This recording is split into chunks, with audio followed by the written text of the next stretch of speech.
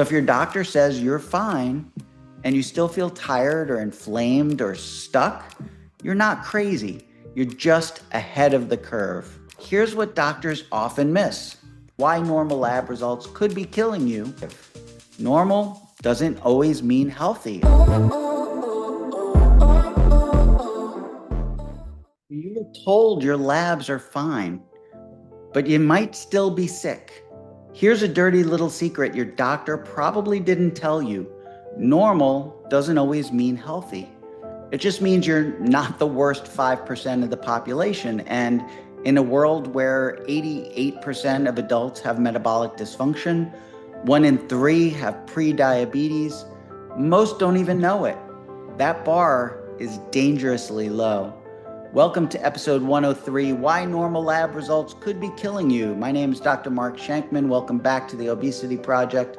I want to thank you for joining us. Make sure you hit that subscribe button so that you don't miss any great content from this channel. So let's talk about how lab reference ranges are set in the first place. So most reference ranges are statistical averages, not optimal health markers. So an example, your fasting glucose can be 99 milligrams per deciliter and be normal, but it still reflects early insulin resistance.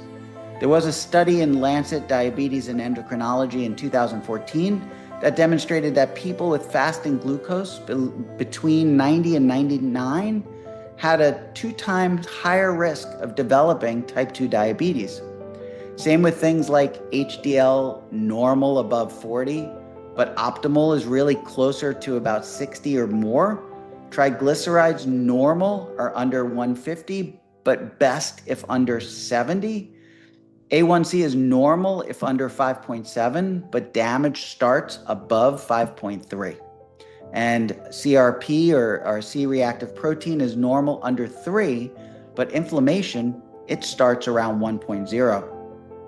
So it's like saying a C grade means you're doing just fine while you're failing your health quietly. So let's talk next about the labs that lie and what to look for instead. So here's what doctors often miss. Fasting glucose. Looks okay, but it fluctuates. Fasting insulin actually tells you the real story. They look at total cholesterol. It's outdated and it's misleading. You need to focus on LDL particle size, ApoB, and triglyceride to HDL ratios. They look at a basic lipid panel, and that all looks totally normal, but if your triglyceride to HDL ratio is greater than 2, you're likely to be insulin resistant. So what that means is your HDL should be at least half, if not more, of what your total triglyceride level is. And ALT and AST are normal. Those are liver enzymes, and that still means you might have fatty liver despite the enzymes being normal. So you want to look at things like an ultrasound or insulin markers.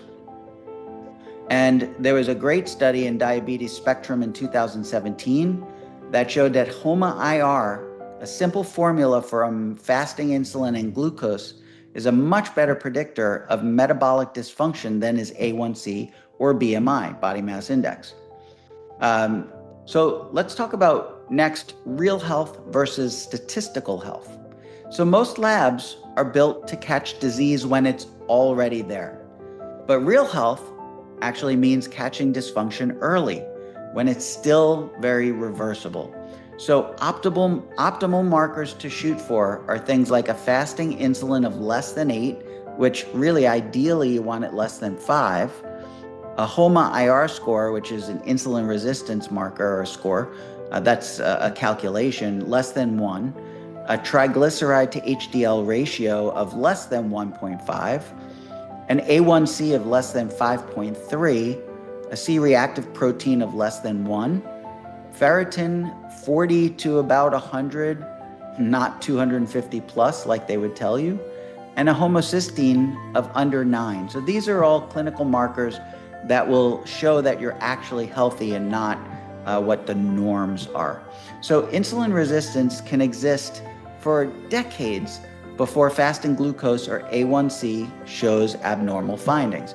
So if your doctor says you're fine and you still feel tired or inflamed or stuck, you're not crazy.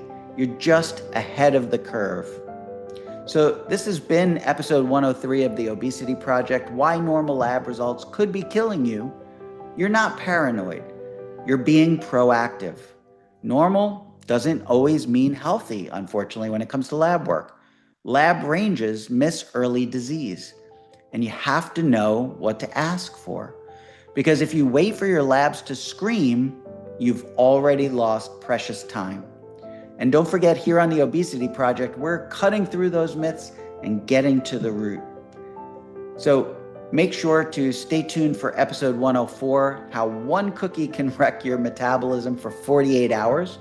We'll break down what actually happens after a sugar hit and why even one treat can keep you inflamed, insulin resistant, and out of fat burning for days on end. So thank you so much for watching. I'll see you in the next video.